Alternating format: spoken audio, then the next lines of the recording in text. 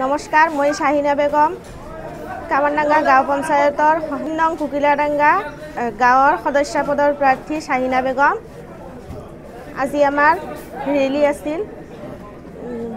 মোৰ লগত বহুত মানুহ সহায় সহযোগিতা কৰিছে, তাতে মই বহুত আনন্দিত। সকলোৱে যাতে মোক ভোটটো দি যাতে জয়যুক্ত কৰে, এইটোৱে সকলোৰে ওচৰত মোৰ অনুৰোধ।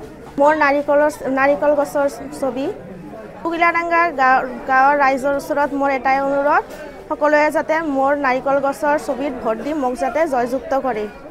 আশা কৰোঁ মই সকলোৰে সমস্যাবিলাক সমাধান কৰিম। সৰু সৰু সমস্যা, মহিলাসকলৰ বহুতো সমস্যা আছে, মই সকলোৰে সমস্যাবোৰ সমাধান কৰিবলৈ চেষ্টা কৰিম।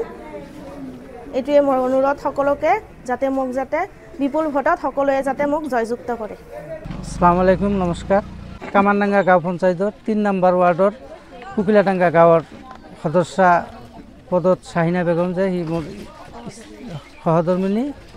মানে আজি আমাৰ এটা পদ মিছিল আছিল, মানুহে যিমান মানে সঁহাৰি দিছে সেইকাৰণে আমি ধন্যবাদ জনাইছোঁ আমাৰ গাঁৱৰ ৰাইজক। আৰু এই সঁহাৰিটো হাত থাকে যাতে, সেইটো অনুৰোধ থাকে যে আমাৰ এই নাৰিকল গছৰ ছবিত চবে যাতে ভোট দি জয়যুক্ত কৰে। আৰু আমাৰ গাঁৱৰ যিবিলাক সমস্যা আছে ইনশাল্লাহ সব সমাধান কৰি দিম।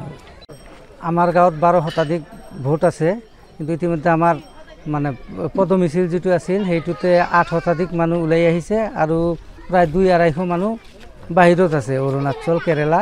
সেইবিলাকেও আহিলে আমাকেই দিব, সেইবিলাকৰ লগত যোগাযোগ হৈ আছে। সেইবিলাক কথা দিছে যে আমাকেই ভোট দিব। তো এনেকৈ হেৰি হৈ আছে যে মানে চবেই আমাক সঁহাৰি যেনেকৈ দি আছে, 7 তাৰিখলৈকে দিলে আমাৰ জিকাটো ফাইনেল আৰু। তো চবৰ ওচৰত এইটো অনুৰোধ থাকিল যাতে আমাৰ নাৰিকল গছৰ ছবিত চবে ভোট দি আমাক জয়যুক্ত কৰে।